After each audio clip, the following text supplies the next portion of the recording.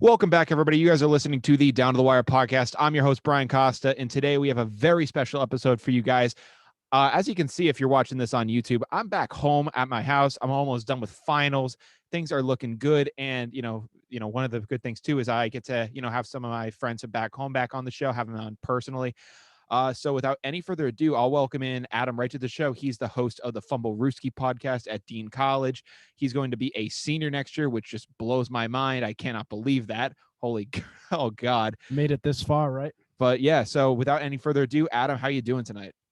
Doing very well. Doing well. How about yourself? Just finished finals, Yeah, no, I'm done tomorrow at 2 p.m. As by the time you guys will be watching this, that might have already passed. But we're recording this on a Thursday night. Sorry to you guys for kind of getting this one out and only having one episode this week. But just had a very busy finals week. Also got to check out Polar Park in Worcester, the new Worcester Red Sox stadium. I'll be talking about that later in the show.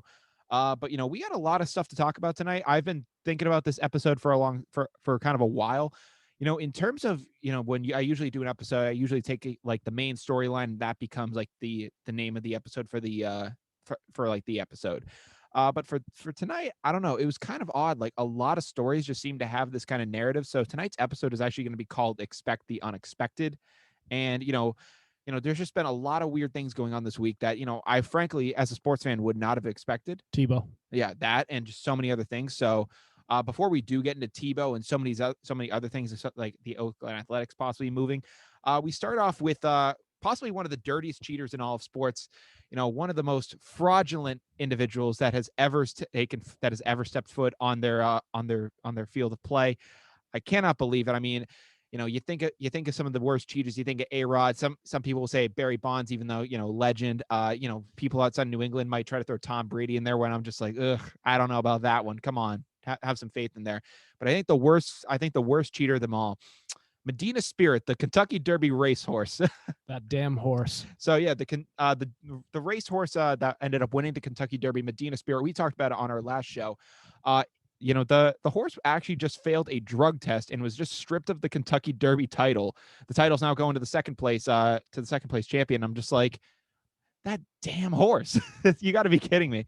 I tried to make an entire segment about this horse because I'm just like, oh, that's the Kentucky Derby. It's like first one like in a while. Like gotta at least try to talk this up. But nope, this damn freaking horse. Absolute scumbag of an animal. Frankly, deserves to be shipped off to the glue factory yesterday. They should take him out in the back and shoot him.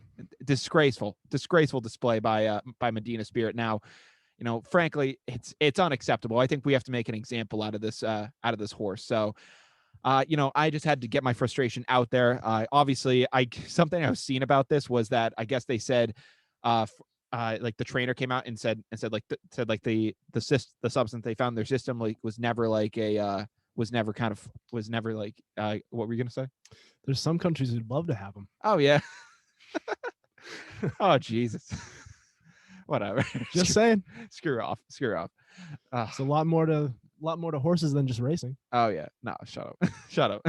But no, I was gonna say so apparently the trainer came out and said the only way this substance could have gotten to the horse was that I guess the horse had like some dermatitis like on its like feet, and like there was like this certain like cream or something they put on the horse's feet, and the guy apparently says that might have been what caused it, but we didn't put that on him. And I guess some scientist came out, or like some guy came out and said no, the only way that horse would have tested positive if that happened, this horse would have needed to be sitting in a vat of that stuff for about 2 weeks time. So, and covered. So they were like, that's kind of some BS right there. And I guess this guy, the trainer for this horse, has been in, he's had at least some horses test positive in the past, and he's kind of had a rough record of it. And he's like trying to deny all claims right now. And it's like, God damn it.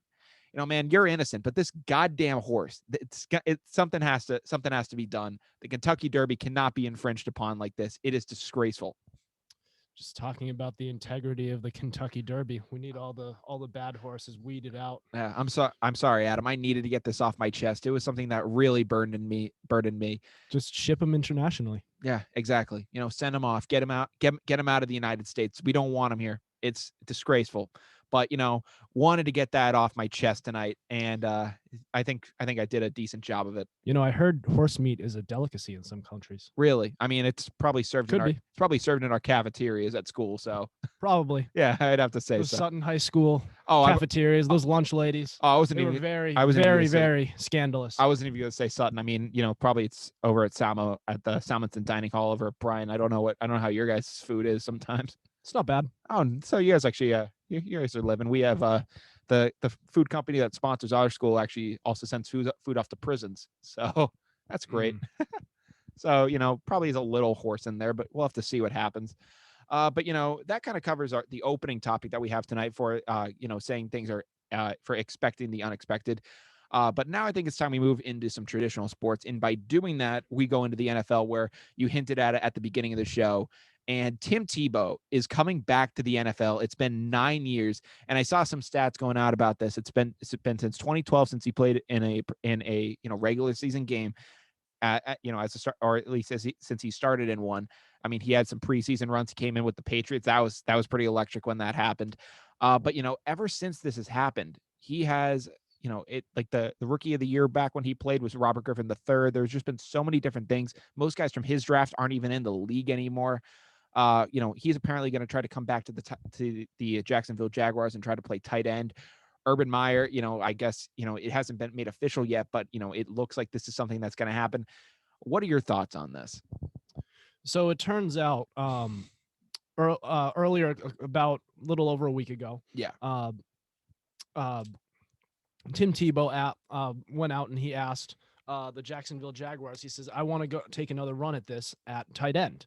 You tell me what athlete who is like a no-name athlete could actually ask a team, go up and ask a franchise, can I be a tight end for your team, and then just end up getting the job a few days later. Yeah, I mean, this is the only reason he has this job is because his name is Tim Tebow. Yeah, no, it's ridiculous. I mean, I can't wait to see this social experiment in action. It's going to be very fun to see.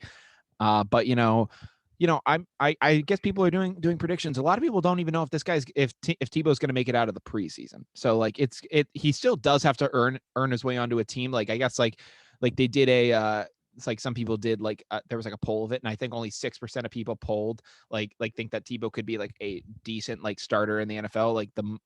Then the next lowest was saying like he could possibly be a backup third things like was like he could be like a bench player, maybe a special teamer, and like the rest said cut before week 1.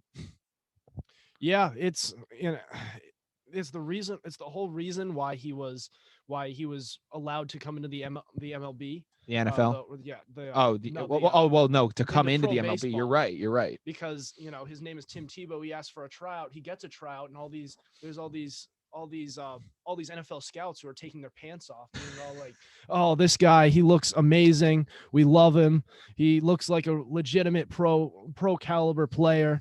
And he hasn't played since high school. He didn't even make it past AAA. Did he make it to AAA or AA? I think he might have made it to AAA for a couple of games. He was mostly hanging out in AA.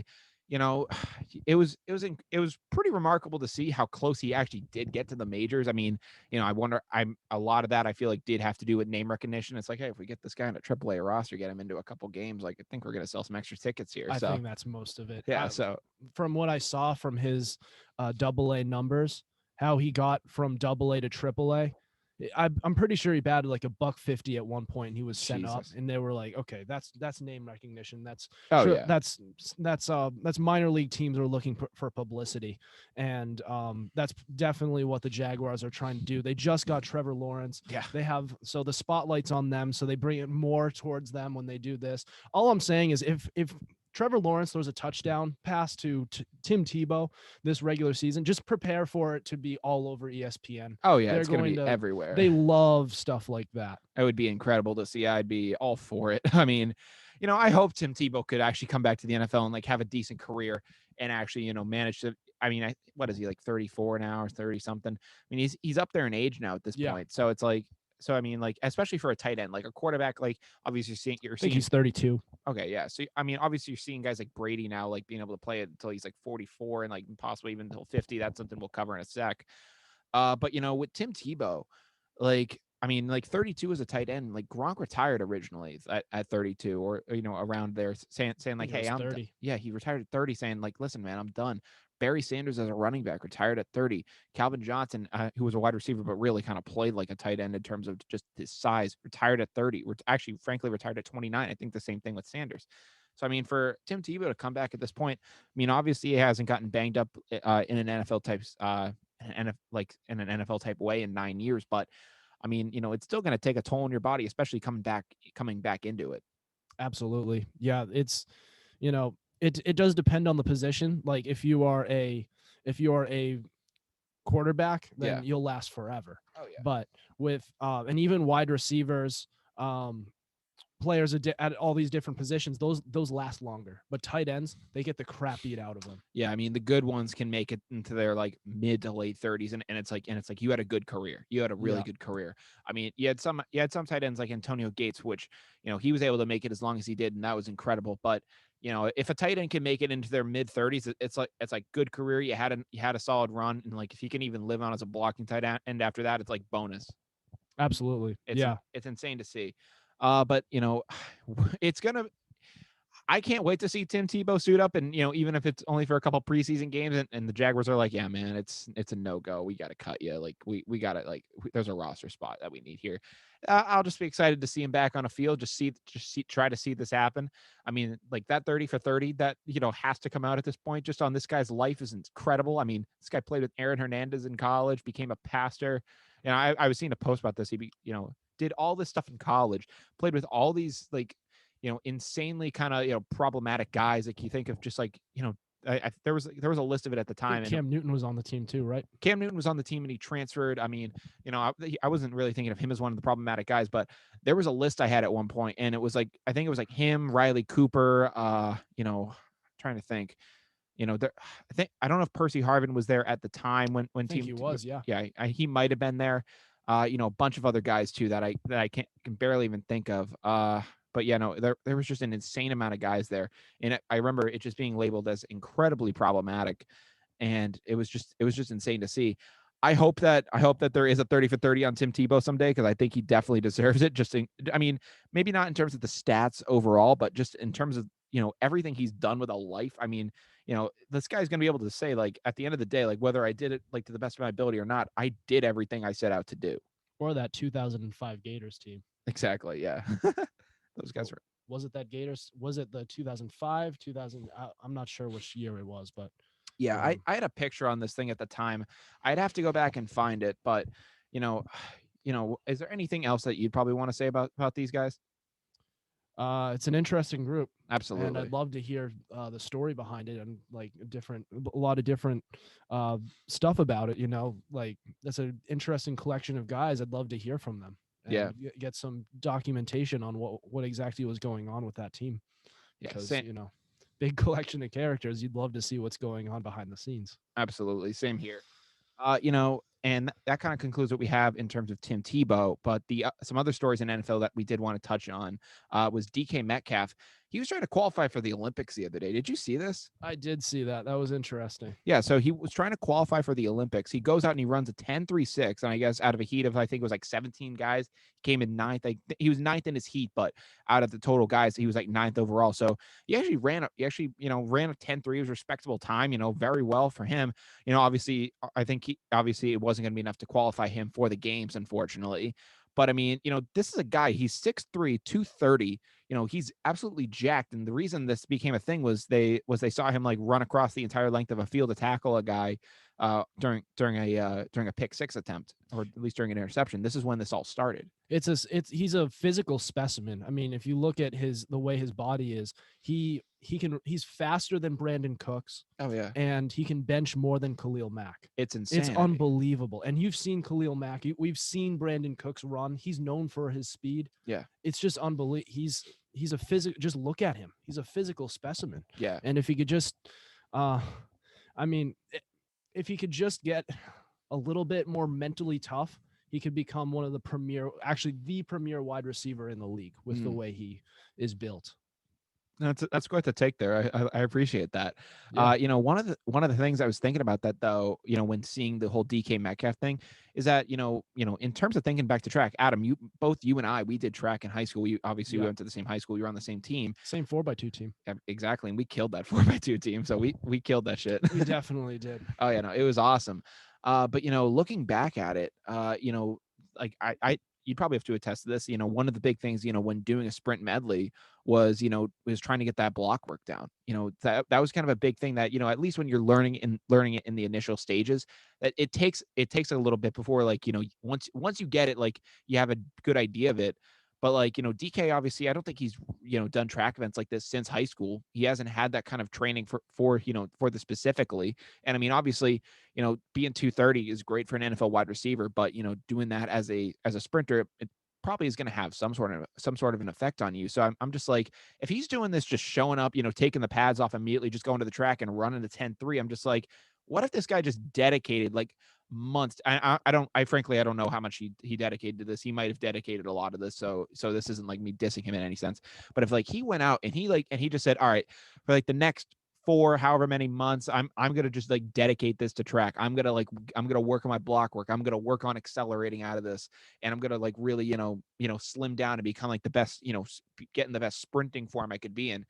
I'd really like to know, like, how much he could really improve that time, because obviously it's gonna, in track, you know fractions of seconds are, like, at least in sprints, fractions of seconds can be like minutes in, like, some mile races. And it's like, the little fractions that you can get down, it takes a lot to get that. Yeah, it's a lot more than just standing there and just starting to run, Oh yeah. or just getting into that that position as a wide receiver where you're just getting ready to run a route. Yeah. So you wonder if, and there's a lot more even after you start too, where you use a certain amount of gas, if you will, at a certain point in Oh time, yeah. Well, or getting up from that block and then kind of going up like a runway. yeah, no, that was That something that was, requires a lot of different mechanical stuff and a lot of different technique.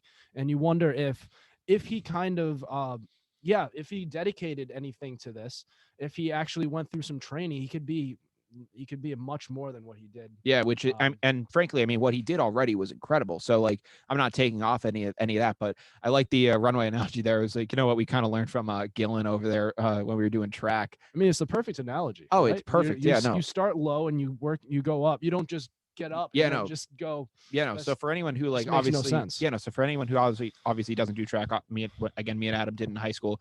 Our the head coach of the track team at the time, Bill Gillen, he kind of he always kind of encouraged us, when coming out of the blocks, you want to kind of accelerate it, but, gradually make your way upwards, because if you start down on the blocks and you immediately stand upwards, there's no point of doing the blocks. You might as well have just gone from a running start at that point. So it was always encouraged, hey, start low and slowly build yourself up. And when you do that, like, it just helps you out so much more. Yeah, I don't think it was Bill. I don't think it was Gillen though. He was more of a short Yeah. distance runner. I think it was Well, Zagami. more Mike more Zagami. long distance for Gillen, rather. Yeah, Gillen was more long distance. Yeah, well, I know. Well, Gillen and obviously Coach Zagami and all those guys too. They obviously had huge impacts on that. Howie too, obviously, was, preached a lot of that stuff. So, I just threw Gillen out there, but obviously we had some good coaches. we had a lot of good coaches, and but, Mr. Stone. Yeah. Now whoever's listening to this podcast knows none of these. Yeah, no, names, you're but like, at least most of you guys. I mean, any Sutton people are gonna be like, oh yeah, like, this is great. But any of like the people that listen to hear from Bryant, they're gonna be like, who the hell are you guys talking about? I'm just like, definitely. it's just like, we had some really solid track coaches in high school, and, it really did help us out. Again, we had a really solid 4x2 team. I mean, I remember when we ran that stuff, it was good. Oh, definitely. Didn't you guys your senior year actually medal at one point? I don't know if we medal. I mean, maybe in, like, DVCs we might have medaled, but, like, I don't think we medaled at states or anything like that. But in states, but I think it was at states or close to it. We the 4x2 team, we ended up kind of.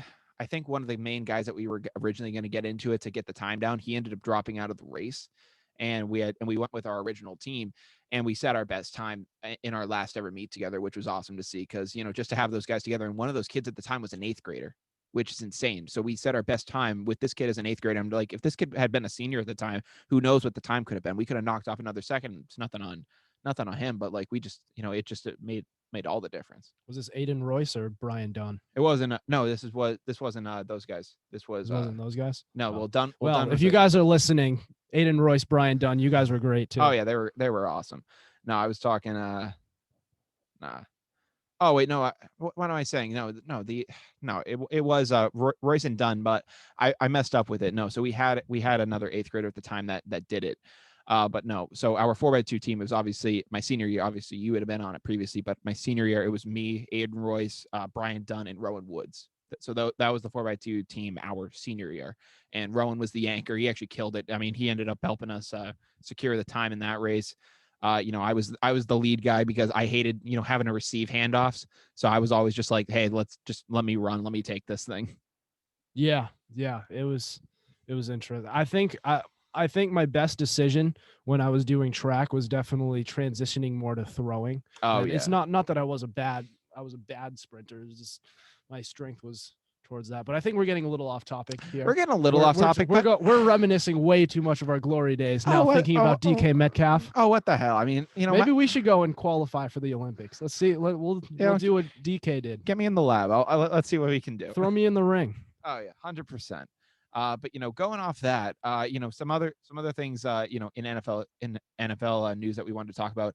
You brought it up before the show to me. Obviously the Aaron Rodgers saga we've talked about at length on the past couple episodes. I had my friend Pat Edwards on the show, as did you. Obviously our mutual friend. We had him on each of our shows, so go check those episodes out after this one. But we talked with him about this and getting a Packers fan perspective of the whole thing. And I'll kind of just ask you, in terms of the whole Rodgers saga so far, what have been your thoughts? So there's two sides to look at this. There's Aaron Rodgers' side, which is, well, they've kind of screwed him over. They've screwed him. It's ridiculous. They decided, instead of drafting a wide receiver, and instead of trying to trade up and try and draft Justin Jefferson, they went for a quarterback instead. And on a team that went 13-3 and made the NFC Championship. Yeah, it's insane. Like, I mean, if you get like a good rookie like that, who knows what? I mean, obviously, like, it's one player, but if you get like one like really good rookie like that at whatever position, who knows what that could do for you? Exactly. I mean, you said they were in the running for a guy like Justin Jefferson. And then there's the other side of it, which is that, okay, as bad as it was that they did that, they still had an incredible roster that made a run. They had the best wide receiver in the game. I know a little bit about. I had him on fantasy. Okay. I see where you're coming from. Davante Adams, but this man will get anybody on his fantasy team. He will get the jersey of anybody. You got a Derek Carr jersey. I have a Derek Carr jersey. I think I got a Joe Flacco one for some reason. Yeah, well, that was just a throw-in, I think. I almost got Dalvin Cook, but I decided Davante Adams, which is what. But anyways, we're getting off topic. An all-pro offensive line, a very solid defense. Yeah. Outside of Kevin King. Yeah, that guy sucks. They bullied him during that NFC Championship. That was bad. Yeah. But a coach who lets him do whatever the hell he wants. Oh yeah. And he still wants out. So there's two ways to look at this. I understand both sides, but at the other, and then there's also some contract issues that they're talking about. It's hard for me to take a side because I think there's both sides are understandable. Yeah. I texted our fantasy football group chat. Pat's brother Will took a completely different stance on it than Pat. Pat kind of defends Aaron Rodgers. Will is kind of like, okay, dude, we've let you do whatever the hell you've wanted, and so it's interesting. I can't wait to see that dynamic when Pat gets back from college. You can see two different sides of it, and it's really just an ugly situation down in Green Bay right now. Yeah, no, it's been ridiculous. And I mean, you brought up Davante Adams, and kind of is a good like transition into where we were going with this. Is that apparently Davante Adams is saying that, hey, if Rodgers is out, I might be out. Like I don't freaking know. Like, he was just trying to say like, hey, Rodgers is my guy. If he leaves, that's going to be real tough for me to kind of have to stay here. And, where I kind of stand with the whole thing is, obviously we see it now that at the Packers, I don't know if, I mean, either they're really just, saying we have no idea what we're going to do at quarterback with this move, or, or they're saying that, hey, Jordan Love still isn't ready, because they actually went out and they signed Blake Bortles, the boat. They got that guy. And so I'm just wondering, like, hey, it's like year like 2 with this guy. Like he's not even able to like be the backup yet. He's not even like able to be the guy who holds the clipboard yet at this point for some guys. Like, I'm just like, that's kind of troubling. They have they have a lot of quarterbacks on that roster, and all I have to say to people who think this is just noise, if this was just noise, they wouldn't be going out to sign a quarterback right like this at the same time that this whole drama is happening. This is very real, and the fact that they went out and signed a quarterback is it should be a little alarming. I mean, it should be alarming. I mean, even if it isn't for Rodgers, if they think it's for Love, and they say, hey, this guy we have to get another backup because Love isn't ready yet. It's like, listen, I mean, obviously Jimmy Garoppolo, when he came here, and like how Belichick thought he was going to implement him, he thought by maybe year 3 he'd get into the system. Or it's a backup to Love. Yeah, no, I'm saying, like, as a backup to Love, it's kind of concerning, because it's like, hey, if like, because it was like, hey, by like maybe like year like 2 or year 3, like by year 3, during the Brady suspension, Garoppolo was starting and he was actually performing pretty well for us. And it was like, hey, if this guy needed to be a starter, he could be a starter. And a lot of people, that kind of got the wheels turning for a lot of people. By bringing in Bortles, it kind of just shows like, yeah, Love's still not able to be the backup yet. And it's like, you can't even have him be the backup. Like what is going to happen if this guy if this guy has to go out on the field? It's like, do you think Blake Bortles is going to be the third string? Because they already had a third. They had a guy who they didn't. I forgot his name, and who they had starting coming in to back up Rodgers in garbage time instead of Jordan Love, and I just wonder if that guy, whoever that guy is going to be demoted to practice squad, and Blake Bortles ends up being the third string, and Tim Boyle was the backup. Tim Boyle. Okay. So like what if they're just planning that, okay, if in the worst case scenario we have to trade Aaron Rodgers, this would be our quarterback room. Love, Bortles, and then what's his name again? I'm sorry. Boyle. And then those are their 3 quarterbacks. Yeah. More like that. Not that, okay, we're not ready for him to be a direct backup to Rodgers, because like this is simultaneously happening during the time when all this Aaron Rodgers versus Green Bay Packers drama is happening. Yeah, it's ridiculous. I mean, I think that if you're bringing Blake Bortles in here and it's to back up Love, I feel like that's more concerning than I don't want to say it's more concerning, but but I mean, if you were to trade Rodgers out of there and it's like, hey, Love's the guy now, he's ready to go, it'd be like, okay, like you're ready to go on with the young guy. But it's like, you're still bringing in the veteran here. That's what's kind of getting me, where I'm like, you draft this guy, you spent a first round pick on him, and you're treating him like a project, as almost kind of like how Bill Belichick in New England was was treating Stidham until he just drafted Mac Jones. It was like, well, no, like he can't hold the clipboard. We got to have Brian Hoyer on the roster and have him as the backup. And I'm just like, Newton. Yeah, well, Cam Newton obviously starter, Brian Hoyer as the backup for a bit. And it's just like, and it was like, okay, like this is kind of bad because like you spent a 4th round pick on him, but at the same time, it's like, it's a 4th round pick. You spent like the number 1 pick of your draft, for addressing needs. You said, all right, we're gonna get this guy and he's gonna be the backup. And not even by year 2, he's not even good enough to be the backup at this point. Like he can't even suit up for games at this point, and that's what's alarming to me. Okay, so you're comparing it to the situation in New England when we thought that Stidham was going to be the guy, but they brought in Brian Hoyer, who they thought was ahead of him in the depth chart. Yeah, well, I mean, obviously you saw that because it got to the KC game where Cam got COVID, and Brian Hoyer's out there starting, and I'm just like, obviously I'm just like, really, you're starting Hoyer in this game? Like you have Jarrett Stidham. We know what Brian Hoyer is. Exactly, you know exactly what Brian Hoyer is. So like when I saw that game, I thought, if we had the Cam Newton that we had seen in the previous weeks, I was like, we might beat these guys. And if I thought that maybe we'd gotten Stidham out there, I was like, obviously he had that one unlucky pick 6, and then he had another one that was kind of on him. But I was just like, if you got a guy out there who could actually throw the ball more than like 5 feet, it's like, hey, we might have something here. But obviously I don't think it's definitely not an apples to apples comparison because again, Stidham a fourth rounder, Jordan a first rounder, big difference there in terms of how much you're willing to pay to you're willing to kind of like give into a guy, but I don't know. It's a really kind of a crazy situation. So so it's very possible that it could be. I wouldn't rule out that that could be the case, but it could also simply be they're just throwing bodies out there so that they have a deeper quarterback depth chart behind Jordan Love.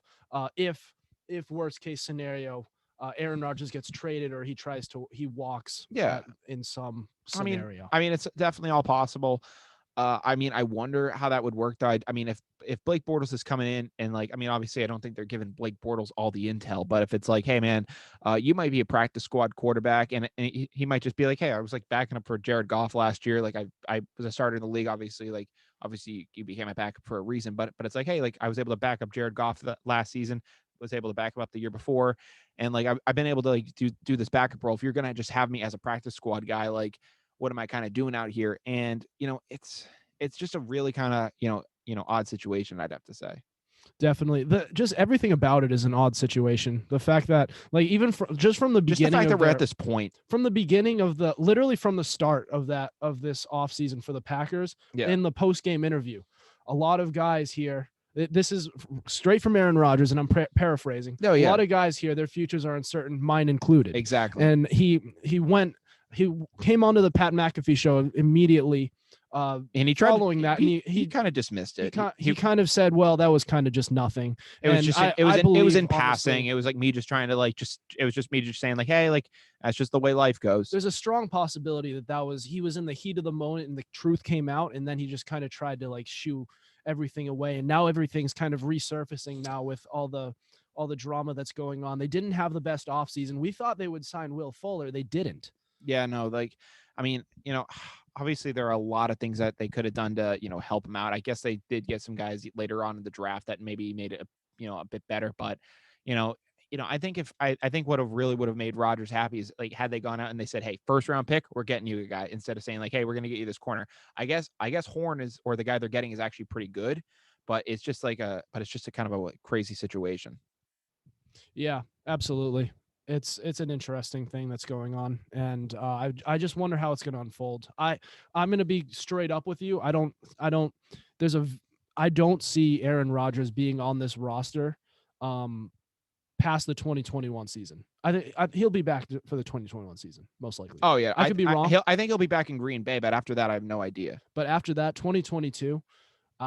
He could be on the Denver Broncos. Honestly, man. Honestly. And that'd be a little interesting to see, wouldn't it, with that roster? Jerry Jeudy, that hookup. I mean, give him a couple years. That would be nice to see. Courtland Sutton, Noah Fant. Oh yeah.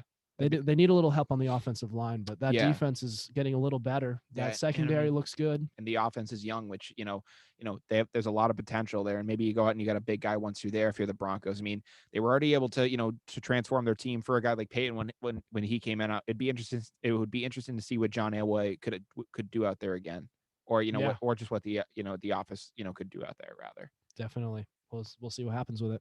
Also in NFL news, kind of a quick thing. Do you see that Adam Thielen kind of ripped into Lambeau Field? Kind of he said it doesn't look good, didn't it? He said it's just bleachers and it just doesn't. It's only for history.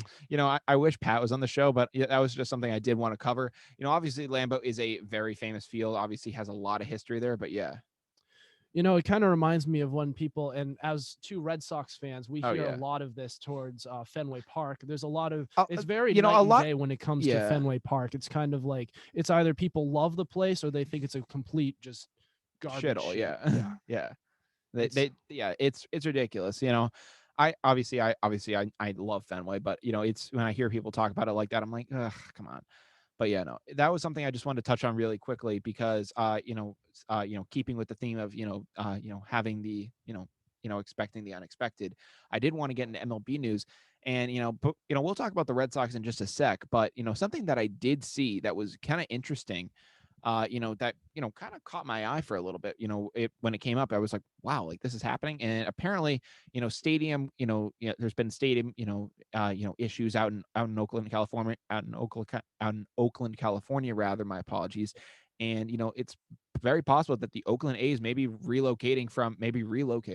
And I'm just like, really? Like, this might be happening? Like the Oakland A's to me, like, they're kind of, obviously they've had some history of moving in the past, being in like Philadelphia and like some other areas beforehand.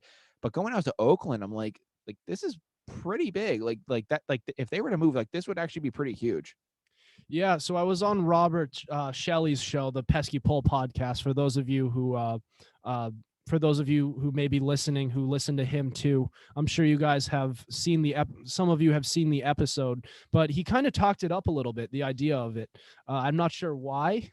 But for me, it's kind of like one of those staple franchises. One of those historic franchises leaving and going to a new. It's like, yeah, I saw on your story, somebody said it's like the Orioles leaving. Yeah, it's like shout out Josh Jenkins for that one. that was a good analogy. Yeah, because it's not like a Red Sox or a Yankees or a Dodgers or like one of those teams, but that's still going to be like one that's like, wow, like if the Rockies were to pick up and move, I'd be like I mean, any team moving in MLB would obviously shock me. But like if the Tampa Bay Rays said, hey, we're going to Montreal, I'd be like, yeah, I saw it. I figured. If they said, hey, we're going to Vegas, or the Rockies said, hey, we're going to Nashville, I'd be like, it's shocking, but like as a franchise, and where obviously they got to the 2007 World Series, but if you were to think in totality, a early 90s franchise that kind of came into the fold, I was like, if any teams had to go, I could expect teams like that. The Oakland A's, or the Rays, maybe. I mentioned like the Rays. I kind of like the Rays though. Oh no, I mean, the Rays just need a new stadium. Like they need a new stadium. I mean, their location's fine. Yeah, no, they're just playing in an abandoned parking garage right now. Basically. Well, the thing about the Trop that, obviously getting off topic a little bit here, but the thing about the Trop, you know how it's like always sometimes empty. Like, yeah. I guess the Tampa fan base is actually like really good, but like the St. Petersburg bridge that like connects where most of the fan base is to the stadium, I guess the traffic there, like around like where games times would be, are just atrocious. So like a bunch of fans are just like, the hell am I going to go to a game for if I'm going to have to sit in traffic for like 5 hours? It's like I'm going to pretty much just show up in like the 8th inning. It's like a day. It's like turning a day out of it if it's an afternoon game. Exactly. If it's like a day game, you might be able to, sneak in there. But if you're going to like an afternoon night game, like it's just like, what am I even going for? And it's just, and obviously you're kind of robbing the fan base, because I guess there are some pretty passionate fans down there. Yeah. So we're getting a little off topic. Yeah, getting a little off topic. But obviously, you know what's interesting. But I do digress. So back to the A's. Obviously, they had a bunch of history. Going up back in like the 80s. Obviously, before that as well. Even throughout different parts of the 2010s, they've had good runs. They're one of those teams that obviously Moneyball, which has been that has transformed the way that baseball analytics is done, and the way players are signed now. Obviously, before that it was just like, I was like, all right, who's the best player? All right, we'll pay him the most money. Like, we'll do that, and like that's how we do it. But Moneyball, with the A's, kind of transformed the way things were done. And obviously, that it seems like I'm getting off topic here, but the A's have had a lot of history within baseball, and recent history too. Obviously, you think of them in 2013, even lately, making some wild card runs. And they're one of those teams that's actively in it. It's not like they're not in it, where it's like, oh man, they haven't made the playoffs in like 20 years, or it's like the Mariners. They're one of the more impressive franchises in league history, and it's all because they're a small market team that has 9 world championships? I don't think 9. I'd have to check on that. I believe it was 9. They have 9. They're tied with the Red Sox, I believe. Really? I have to check on that. Yeah. But really. And not only that, but they're in it all the time. They always find their way back in it. And they've survived for their entire existence, being able to compete with the giants of the not the actual giant, like the real big market teams in the league, the Red Sox and Yankees of the world. Yeah. And it really is impressive, and I'd hate to see that team leave. I'd hate to see it too. And it's what's interesting about some of the rumored destinations. Vegas is out there because you're right. 9 Vegas. Championships. That's insane. Yeah. I mean, obviously a lot of that goes back like way earlier too, but just throughout all of baseball, that's incredible. Montreal. People want the Expos back so bad that they're just willing to, anytime something like this happens, they're like, oh, let's bring the Expos back. So many people want the Expos back. I want the Expos back. I mean, it's a cool team. No, I want a team in Montreal again. I mean, obviously I don't know when an expansion draft would look like in MLB. I don't know who'd we end up who'd we end up losing in that kind of a draft. But I'd like to see some more teams. I mean, like, I was hearing ideas of like get a team in Vegas, get a team in Nashville. I'm just like, I like the idea of 30 teams, but like hell, like bring back the Expos, bring back all these guys. Like, let's make it fun.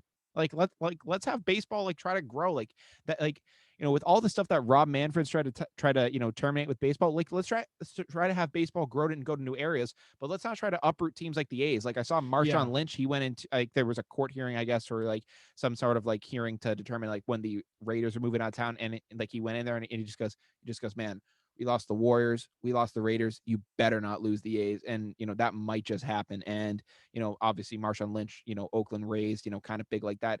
The A's have like they have that kind of a staple on sports, and it's just like to see them possibly be moving. I can't imagine. I'd hope that they stay in Oakland, but if they were to move anywhere, if maybe even if in this type of a question, if you were to have an MLB franchise anywhere, I asked this on my Instagram story, where would you want to have one? Would you want to go back to Montreal? Where would you want to go? I think Montreal would be a good spot. I think there were a lot of destinations. So on Robert's show, he named San Jose. I don't think you need one there. Vegas. I mean, there was Portland. They would compete with Seattle. Portland, though, I feel it could work because, the Trailblazers proved that it can work. They have a great fan base up there. Sure, but there's no Seattle team in basketball. Yeah, but that's anymore. But that's because the Supersonics got screwed, and I think frankly, if the Supersonics deserve another chance. Obviously, if we're talking about total expansion teams, the NBA needs to bring back the Supersonics because when they said, hey, we're bringing this team to Oklahoma, they said, hey, don't worry, we're gonna get your team back. It's been too long at this point. They need to bring back the Supersonics. Although they've been very competitive during their time in Oklahoma. Oh no, I'm not. That's the thing. Like I had a teacher at the time, and he ended up kind of saying that yeah, they're competitive. Like as soon as they leave, like they're winning. They're like, Durant was a player that they drafted. Like his first season was as a Supersonic, and it's just like, and like I can't imagine if like the Celtics said like, hey, we're moving to New Orleans, or like, hey, we're moving to Nashville, and it's like, what? You're going where? Like I can't even imagine that because of like how detrimental that would be. And like the Supersonics, rather, they had championships. They actually they did compete at times. And I think frankly, like you gotta, I don't know, I want to be able to see that's one team obviously out of baseball I want to see come back. I want to see the Expos come back, and some other teams in general too. Yeah, it's definitely there's some teams that I would like to see come back, or just some franchises that I'd like to see back in certain towns. Like if Montreal gets a baseball team back, it doesn't have to be the Expos, but I'm sure people would love to see Montreal baseball back in Montreal. If it comes back, it needs to be the Expos. I'm sorry, Adam. It needs to be the Expos. The amount of people clamoring for it to be the Expos, I don't think you could fight that off. And they need to bring back the uniforms too. And they need to bring back Youppi, the mascot. Yeah, definitely. Yeah. I hope that happens as a franchise, but I hope the A's do stay. And also in MLB, we were touching on it. You mentioned to me that obviously the Red Sox are now losing 3 in a row. I did want to touch on the hot start that they had, but before I do that, I did want to say, obviously I mentioned at the top of the show, I was lucky enough to go to the new Polar Park in Worcester last night. And let me tell you, man, it is incredible. It is like the stadium is really impressive. Obviously, me and you, in the past we had gone to Paw Sox games. Had some stuff there. We actually did a karate demo at a Paw Sox. We did a karate demo back in middle school. Yeah, that was a time. It was interesting. I think we had like a self-defense skit with each other. Yeah, we did. Yeah. We had that. Oh yeah, that's on YouTube somewhere. Someone please go find that. And our sisters had a skit too. That was interesting. I was out there with the nunchucks just doing my thing. I was rocking those. I had a staff. I should have done more with that staff. I felt like Darth Maul with that thing, wielding it around. I felt like a red, bald-headed, horn-headed man just swinging around. It was amazing. Yeah, dude. I still have my nunchucks. They're up in my room right now, like hanging on, like where some of my hat hangers are. I still swing PVC pipes around. Oh, that's fun. That seems a little dangerous. I hope you don't do that at school. Goddamn. Sometimes in a gym, and people will look at me, and I'll be like, "Dude, I did karate. And I've seen Star Wars Episode 1. They're just gonna be like, "What is this guy doing? My God, should we call someone? Like this nerd?" Yeah, we should call someone. Jeez, but obviously, Polar Park was really, just in general as a, obviously, seeing them now move to Worcester. I'm gonna miss the going to Pawtucket, but I'm gonna miss McCoy. I'm not necessarily gonna miss Pawtucket because once you're in the stadium, you feel great. But I'm one thing I always remember about going to a Paw Sox game was the walk to it was always just terrifying. You're like you would walk to it as the sun was going down. And it was just like walking back after this game. Pawtucket wasn't the best place. No, and like walking back, like as you were walking to the stadium, you're just like, man, if I'm walking back to this game when it's nightfall, it's gonna be not the greatest. And it's not that Worcester is all that great either, but Worcester is still, it has some nice parts, and the location of Worcester is great. It's right in central Mass. It's accessible to a lot of different people, and it's close to us. We live in Sutton, Massachusetts. It's 10 minutes outside of it. Wow, Adam, thanks for dropping the address. No, I mean, I've talked about being in Sutton all the time, but obviously, it's like 10 minutes from us. It's like not far. The address. Oh no, shut up. It's the town. I mean, that does narrow it down a lot, considering there's like 9,000 people here. There's like 11 people in Sutton. Exactly. Probably more cows in Sutton than people. I definitely go with that. But obviously very close for us. And it's, I mean, I remember just driving up and like just looking over, I just see a ballpark. I'm like, whoa, like that just popped out of nowhere. And it's really cool because there's like a lot of like local Massachusetts like restaurants there, like Wonder Bar Pizza, which I love to have. They have a stand there, and I got to sit down, really watch a game. Got to see some, possible, next Red Sox superstars. I got to see Jaron Duran, got to see Jeter Downs, a lot of possible, future faces of the Boston Red Sox. And it was just a really cool experience. But, now going into now kind of going with the Red Sox, obviously they did lose 3 in a row, but I wanted to bring up them because, in the recent MLB power rankings, which I believe they do weekly, the Red Sox were number 1. And I was like, let's go. I thought we were going to suck like last year. And I'm just like, if we're number 1 in the power rankings, I'm all for it. I don't care. I mean, I thought we were gonna be just as bad as last year, especially seeing the effort we put out against the Orioles. But we've completely flipped it, since that first series of the year, and we've really looked good. It's been a great month and a half, hasn't it been? It's been great. I hope it doesn't come crashing down on us. This is one of those. I'm happy that they're winning, but I'm kind of just waiting for them to collapse. I don't mean to be a pessimist, but I know lineup's not deep. The pitching staff is just serviceable enough to for now to complement the best offense in baseball. Yeah. But you look at it and you think, well, I mean, this offense is very good, but it's not elite, and their pitching staff, I'm just not sure if this is sustainable. Yeah, I mean, listen, the pitching staff has a lot of younger pieces and a lot of more unknown pieces. You think of Jake Pavetta and you think of guys like that in the rotation. Obviously, you have Tanner Houck down in Worcester. He's gonna be a nice piece, later on down the line. But I have my concerns, but with the younger guys, I also have some hope. I mean, I also saw that the Red Sox brought back Brandon Workman. I'm like, hi Bloom. Nice deal. You got Jake Pavetta in a deal. He's actually being a solid starter for us. And you also get Brandon Workman back, who, I was starting to miss him. Obviously he had some struggles, but we managed to make it work. And maybe we even get Craig Kimball back and we bring the gang back together to make a super bullpen and just roll with this thing. Obviously Chris Sale will come back at some point, but I have hope. I obviously, I think it's going to be a while before I can say like this team is ready to make a run. And like, but if we make the playoffs this year, it's more than I thought, we were ever going to be able to do this year. So, this is bonus for me at this point. I am psyched. Yeah, I'm happy.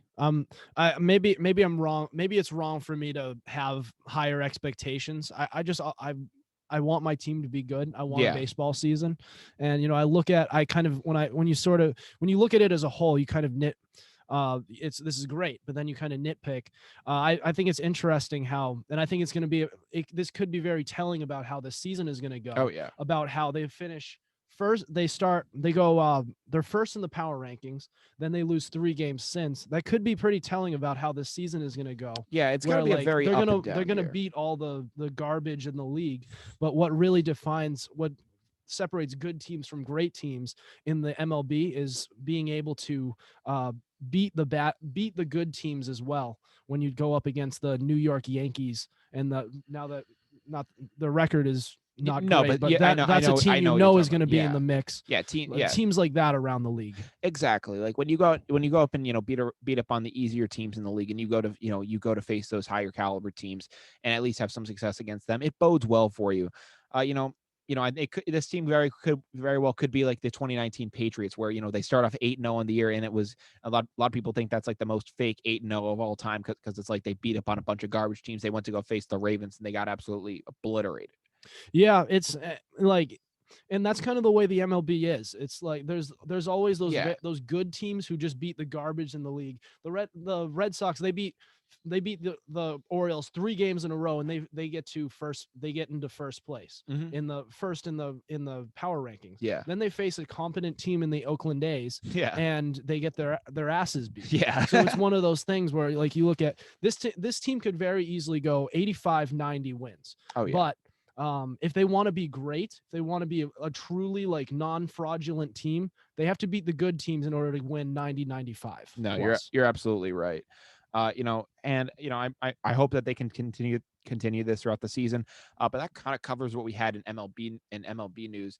In the NBA, this is a little more pop culture-y, but something fun that I wanted to cover. Obviously, we're recording this on Thursday night. Maybe by the time you guys watch this, it'll already the album will already be out. But J. Cole, obviously, one of the better rappers of our generation, even of all time. He's dropping an album tonight. The off season's coming out. I'm pretty excited to hear it. I'm wishing for the best with it. I don't know if you're a big J. Cole fan by any chance. He's all right. He posts good music. Yeah. I'm not a huge rap fan, but I mean, I'm pretty casual. Yeah. I mean, listen, I like Cole. I think that, when he really goes for it, he can kill it. But I'm actually not talking about the album because something that I did see, I don't know if this is something that's, as a part of the album, but J. Cole had been talking about, not really trying to have any regrets, trying not to do anything. And the news actually came out that he's going to be signing with the Basketball Africa League, and he's going to be playing with the Rwanda Patriots, and he's going to be playing 3 to 6 games with them. Now, Cole is like 36 years old, and obviously we've seen him kind of in like celebrity games, like he played in the NBA celebrity game, like a few years back, probably like in his like in his mid-20s. He'd like Kevin Hart like threw an alley-oop, like dunk to him. Like he's had some fun, and he actually is a pretty nice jumper. This will just be something really interesting to see. I can't wait to see any highlights of him out on the court and him actually playing against any professionals. Like this will just this really is exciting to me. I mean, yeah, if he wants to play, then let him. He'll have some fun. It's only nothing to lose from it. He's a billion. Was he a billionaire? I don't think billion, but he's definitely a millionaire. Oh, 100%. Yeah. He's a popular rapper. He's long tenured career. He's very respected in the general public. Oh yeah. And he, why not play some basketball? Oh yeah. No, I hope that he has some fun out there, and I just hope he just goes and knocks down some shots out there. But that was something I wanted to cover on. Also in some NBA news, Russell Westbrook broke the all-time triple-double record for Oscar Robertson. So round of applause for him. That was really impressive. He I don't know what this does for Russ all time, but I mean, in terms of, all time looking at him, but it's incredible. I mean, after Durant left, he kind of went on a tear and just kind of, changed the type of guy that he was. And, obviously won the MVP, averaging a triple double. And I think did it for like the next 2 seasons as well. And it's like, that's ridiculous. Like, and people were like, no one since Oscar Robertson has done that. And, obviously he's now gone out and done this, and he breaks this record. And I just want to give like a quick recognition of that, because I thought that was really impressive to see. Obviously, do you have any words on that? It's too bad he has such a negative reputation.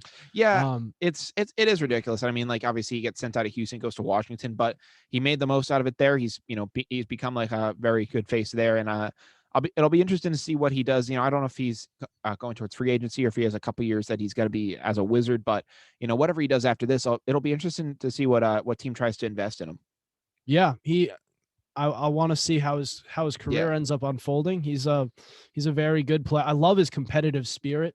I love anytime he gets amped up. It makes me want to get amped up, even though he's never been on my Celtics. Yeah, but I'm still like, let's go. Yeah, it's really cool. And I really feel bad for sort of that he's known as like a stat padder and everything. He's a very solid player. It's hard to be a LeBron James or a Kevin Durant around that you just don't see that. And I mean, the what he's able to do and do it consistently, it's remarkable, and he deserves a lot more credit for it. But he gets a lot of hate, I think, unjustly. But the last topic in NBA that I did want to touch on is obviously does involve our Celtics, and it's the fact that they're most likely going to be playing in a play-in tournament. That's obviously not what you were expecting out of this team this year, especially since they made the Eastern Conference Finals the year before, and tried to face the Lakers in the NBA Finals. But the thing I did want to touch on is that Jaylen Brown is now out for the year. He has a wrist injury, ligaments that he's going to have to get fixed there. But just looking at the Celtics season in general, man, it's been really disappointing. They just have not played like. I mean, I guess they haven't had a single game where they were all listed as healthy the entire year. But it's been ridiculous. I mean, it's so disappointing to see this team this year. And obviously seeing Jaylen Brown go down, I think he's going to be able to come back fine from this. I don't think this is something that's going to impact him, but it's just another blow in just a pretty disappointing season. Hopefully they can, get through this, through the new play-in tournament that the NBA has, but it's frankly pretty disappointing for me. And it's frustrating because you can't really quite lay a finger on what's you can't really quite point out what's going on, because the players, our superstars, statistically are doing very well. They're having career years. Yeah, they're doing like good. Jaylen Brown and Jason Tatum are having career seasons. They're like, Brown is better than I ever thought he was going to be. And I'm a big Jaylen Brown guy. Same. He's way better than I thought he was going to be. I never thought he was going to be at the level that he's at. And it's incredible. Obviously, I wish him the best, and recovering from this. I think this isn't going to be an issue for him. I think it's just a minor setback. Just a bump in the road. Exactly. But you wonder about the future of this team, considering it's been, what has it been, like 9 years since they decided to go into a rebuild, and they haven't. It's been 9 years since they've gone. We expected them to go to the NBA Finals last year. They lost. I think underachieved against the Heat, and wound up having to watch the finals from the couch against their arch rival LA Lakers. Then this year they have a 500 season when the players are actually statistically playing very well. So you wonder if it's not exactly talent, but more of an attitude thing, where we might have Jason Tatum being another Carmelo Anthony, where his attitude is garbage. Yeah, no, it's just such it's really confusing for a lot of people. Obviously a lot of the blame is going to go towards Brad Stevens. I mean, I don't think that a lot of it should. I don't think as much of it should go towards him. I think he deserves a good amount of the blame because, I've seen him during playoff runs where he doesn't really get in guys' faces enough, and he's just like, hey guys, let's go, let's make a good play here. And it's like, come on, man, like let's rip into a guy and just say like, hey, you need to play better, get this thing going. And he doesn't, and it's just like, come on, like what are we doing out here? And you want him to play better. And obviously I think Danny Ainge deserves a bit of blame here too, because the team he put together obviously wasn't able to compete at the level that he was hoping for. He brought in guys like Jeff Teague, who unfortunately couldn't get it together here, and he ended up getting shipped out. He brought in Tristan Thompson, who's been he's underperformed. I mean, for what he wanted Tristan Thompson to be, it definitely hasn't worked out there. But it's just been a lot of disappointments. I think there's a lot of blame to go around in terms of Jaylen and Jason. I think that you could say maybe they're kind of playing a little more hero ball than they maybe should be. And, unfortunately that's just taken a toll on us. See, I hear a lot of blame from Celtics fans going towards their role players and all their supporting cast. And the only thing I have to say to that is they're supporting cast. They're not, sorry. Go ahead. They are not about on the brink of missing the playoffs because of Tristan Thompson or Jeff Teague. They're on the brink. Teague isn't even on the team anymore. He got sent off because it was like, this isn't working. This team is not 500 because do you think if those players played any better that this would, or played to their full potential, that this team would be anywhere near where they're supposed to be? It's because of their star power. That's where it starts. It's a star-driven league. Yeah. You expected Jason Tatum, you expected Jaylen Brown, when they become superstars, to be able to carry your team and carry them to contention or and win a few titles. They haven't come close to that. They haven't even been able to make it to one. which Yeah. is just, I'm a little alarmed that this team hasn't been able to make it over the hump yet. I mean, I'm alarmed, and I obviously, you hear the joke going around in New England of like Jason Tatum. It's like he's only 19, he's only 23, and like obviously, it's incredible that he's still that young. And I'm not trying to say like the time's like running out on him, like he's gonna be 35 like next week. Like no, Jason Tatum obviously is still incredibly young. Same thing with Jaylen Brown. That's not what I'm necessarily worried about. But you see a team like the Brooklyn Nets, go out there. They were the team that we kind of sent into the dark ages with this rebuild. They might win the NBA Finals this year because of all the talent they acquired. Now, 5 years down the line, when all those guys decide to say, "Hey, like screw Brooklyn, we're out of here," they might be back.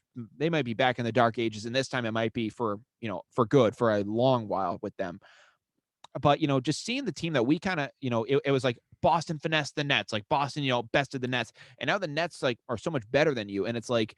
Like what are we gonna have to do to possibly get past the Nets at this point? Like, obviously you have high hopes for Taysom, for not Taysom, for Jason Tatum and Brown, but but it's just like beating that type of a super team again, maybe in 5 years, like when those when our guys are hitting their prime, it's like the perfect time and it's the perfect springboard, and it's like this was the plan all along. But I mean, you look at the team that we had we had a squad when it was Al Horford, obviously Kyrie, say he was a cancer or not, I think he was, but He absolutely no, was. here's the thing, he was a cancer, but it's just like if that had worked out and we had Kyrie Irving playing, like in forget all the locker room stuff. You had Kyrie Irving, you could have had Gordon Hayward, with no injuries. You could have had and then you could have had Al Horford, and then you could have had Tatum and Brown, and been kind of the young guys that eventually once those guys leave, then they ascend. We had such an opportunity, and I feel like it was blown. And obviously, I'm going to throw a lot of blame at that with Kyrie, but it's just like like you had no idea for a backup plan. You had no idea how to pivot, and it's like it shows. And I hope that they can get it together. But obviously, this season I feel like is kind of a wash at this point. And frankly, the fact that they're even in a play-in tournament is surprising me. Like the way that they've been playing this season, I frankly don't think that they deserve the spot that they've gotten to so far. It's been ridiculous with how they've played. So, we'll have to see how this play-in tournament goes. Maybe they can get in, maybe they can make a run, but I've been pretty disappointed by it all. It's interesting that you bring up some of the players or some of the moves that they've made, especially Kyrie Irving. Yeah. And I look at the Kyrie Irving trade. I look at this team currently, and it's easy to compare it to the Portland Trail Blazers. They have two phenomenal players in Damian Lillard and CJ McCollum, but they are always looked at as that team who is one piece away, but they can't seem to get that last piece. Yeah. It's the same thing with the Celtics. I look back at that trade. If it just worked differently, if it worked out with Kyrie Irving, or if they just didn't pull that trade and they drafted who the Cavaliers drafted, and they drafted Colin Sexton. Imagine he's doing well. Imagine him on that team. Those three players, they could be in contention just like they wanted to be by now. It's very possible. I mean, obviously, I know this is a big what if, but obviously Colin Sexton would have to, be playing. I think like, obviously he's doing great right now, but it would be interesting to see where he would plug into that Kyrie Irving role. But I mean, looking at that just in general, I mean, the other thing about the team too that I want to mention is not only was that starting five good, but we had a good bench too. I mean, you think of Marcus Smart, who's pretty much the heart and soul of the team. You think of Terry Rozier, who's coming off the bench. You think of Scary Terry when he walked in more in the Bledsoe jersey, and there was all that kind of drama going on. And we had a pretty solid we had pretty solid depth off the bench too, which was huge for us. And that's also what's killed us. It's the lack of depth that's been huge for us, and it's killer. See, on paper, you would look at that team, and we all looked at that team. Yeah. Everybody in the world, in the country, looked at that team and said, "This team is going to be the best team in the league and rival the Warriors." But I think the issue is, there's only one ball, and the problem tends to be in the NBA that depth is overrated. The teams that win, they have all the star power. Yeah. And the stars have the power. There's the LeBron James of the world. There's the Kevin Durant's and the Steph Curry's. Klay Thompson. They run the team. And if their ticket to winning championships, it comes from there. And when you have a sort of philosophy, something that controls the players, the players tune out because the players have such big egos that they just want to define the team. And I think the issue was we looked at that team on paper and we didn't think, are these guys going to get along? Yeah, no, I mean, Adam, you're 100% right. And I think before we do go down to the wire, one of the last things I did want to cover on tonight's show, I don't know how big of a boxing fan you are, just fighting in general. I mean, obviously, you know, you know, it's actually funny. Steve Mushorn, he, is our UFC analyst. He'll come on the show every now and then. He actually was just texting me about the show, about some things that he might have for some improvements going forward. So I'll be interested to talk with him after this. But just one of the big fights that just recently got announced. I don't know if do you know Tyson Fury, Anthony Joshua, some of those guys? Not really. Yeah, I don't really follow it that closely. Yeah, so for anyone who knows, Tyson Fury, the Gypsy King himself, absolute beast in the ring. This guy is the height of LeBron, and he's a heavyweight boxer. It's insanity, and he's going to be fighting Anthony Joshua because Anthony Joshua is the heavyweight in the way boxing does it, it's kind of weird. Obviously you think at UFC and it's like you're the UFC champion of the world and you have the one belt. In boxing, it's like you have one belt for WBC, you have one belt for this, you have one belt for that. And it's like, well, then who's the number one if like this guy has two belts and this guy's two belts? So yeah. these two guys are coming together. They're quote unquote unifying the titles, which means that, hey, whoever wins this fight is the champ. Like this guy's the heavyweight champion of the world, which, obviously in boxing is the thing that you think of is like the most notorious, championship. It's like Muhammad Ali, Mike Tyson, those kind of guys. It's like, I'm the heavyweight champion of the world. That's what they're going for right now. And these guys are going to try to duke it out, and they're fighting on August. It's still being decided, but it's apparently going to take place in Saudi Arabia, and it's going to take place on either August 7th or August 14th. And frankly, I am thrilled to see this. This is going to be an awesome fight to see, at least later on this summer. I'm pretty psyched to see it. Yeah, I guess the way you explain it, so I'm not big into boxing or UFC, but the way you explain it is, I mean, I kind of look at that, I compare it to soccer where they kind of have it the same way, where it's like there's all these different it's like the Premier League, the Champions League, the UEFA, blah blah blah. all these different things. The Super League. No, we can't talk about the Super League. there's no one peak. There's like all these different. There's no top of the mountain, top of like best of the best. It's all these different peaks. Yeah. It takes away. It's kind of anticlimactic. If they combine all these together, you could have it. It makes it a little more interesting, I think. Be careful there, Adam. You almost sound like a fan of the Super League for a second. Apparently that gets anyone who talks about it. You're basically crucified. Soccer fans, I am not a soccer fan. I'm just giving my 2 cents. Take what I'm saying with a grain of salt. Do not crucify me. Yeah, no, because soccer fans they can be brutal, even though I'm just like, I don't care. I'd rather not be lynched. So yeah, thank you. Absolutely. It's like, Jesus Christ. Like soccer fans are crazy. Oh, I've heard stories. It's ludicrous. But in terms of fighting though, I mean, I became, fighting was something that was tough for me because obviously like the pay-per-view and it's like really kind of tough to watch sometimes. But I really got into UFC, during this time of college because my friend has the UFC video game. We were kind of playing that, and I kind of learned all the fighters through there. And I was like, oh, like this guy's actually pretty good. This guy's pretty good at this, and I kind of learned it through there. Like obviously, the Conor McGregors, the Khabibs of the world. There's like some pretty notorious fighters, but some other guys, I was like, okay, now I know who this guy is. Now I know who this guy is, and like some like UFC fight nights, I'm like, all right, let's go. Like this is gonna be a fun night to watch. But I obviously I think this is gonna be a huge clash of the Titans. Apparently they're going to do a couple more fights after this to make it like a matchup and make it a series. Tyson Fury apparently really wants to fight. He hasn't fought since I think the beginning of 2020, like pre-COVID, anything, and for anyone who's watching this, new CDC guidelines, COVID, we're chilling. we're chilling with COVID, so that's pretty solid. Yeah. We don't need to get into too much with COVID, but I'm so glad that we are actually looking at lifting restrictions rather than saying, you know what, like even after the vaccine is distributed, let's keep on masking until the end of time. Yeah, like I'm glad things are starting to look like they're getting back to normal. I'm glad with that. Obviously some great news there. But obviously huge clash of the Titans. I cannot wait to see this matchup.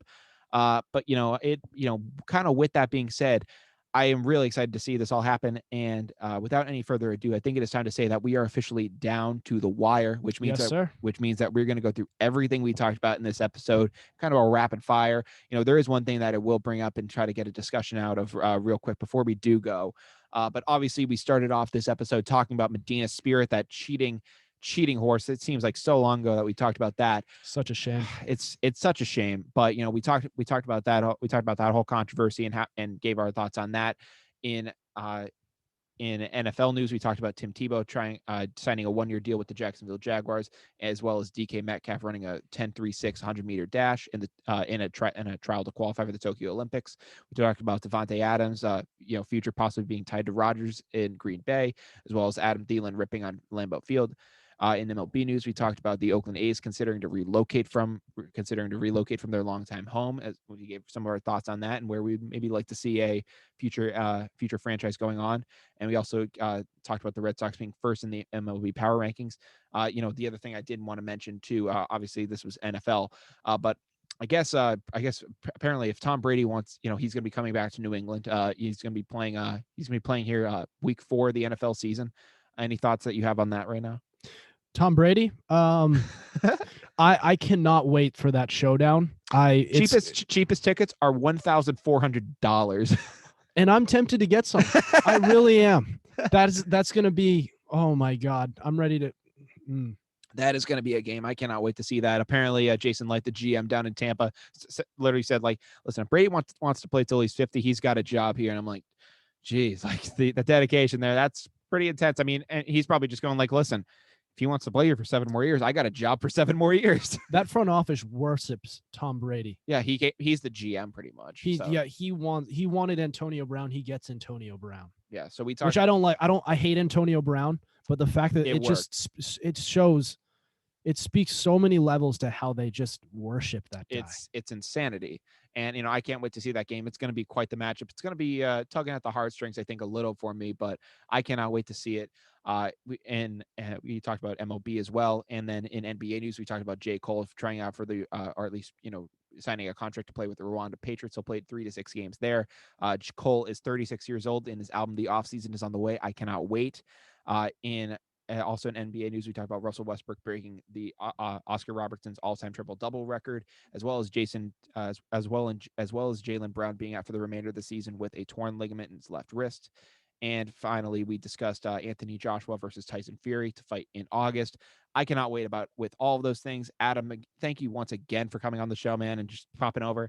Can't wait to hang out with you so much more this summer. Maybe do a couple more of these. Absolutely, it's going to be a lot of fun. Plenty of time on our hands. Exactly, and vice versa. I hope I can be on a couple episodes of the Fumble Rooski podcast as well. Oh, shit. No, you can't come on. Well, shit. My bad. I'm so. No, get your ass on here. All right, my bad. All right, sorry. I'm gonna leave. But obviously, for anyone who doesn't follow us on our social media, Adam, you want to do a quick shout out right now? Yeah, go follow the Fumble Rooski podcast. We talk all things pro football. It's going to be an interesting summer. We're going to have to get creative, considering that's kind of a dead spot in football is the summer, but we'll find ways to entertain you guys and to give you guys some good football content, a little bit of an appetizer for when the season starts. Yeah, I mean, we could possibly talk some fantasy, could talk a lot of cool things on there. Yeah. Adam, I hope to get you and a bunch of other people from this town on this podcast as well this summer. If you want to be on the podcast and maybe do an interview with us, just send me a DM on our Instagram. If you want to follow us in general, we're on Spotify, Google Podcasts, YouTube, Facebook, but the main hub to follow us is our Instagram. It's at down.tothewire. Again, at down.tothewire. If you want to follow us there, please do. Any support will help. I'm going to try to be interviewing a lot of athletes this summer. This is the start of something that I'm really excited for. But from Down to the Wire, I'm Brian Costa. I'm Adam Wright. And we hope you guys have a great night. Take care.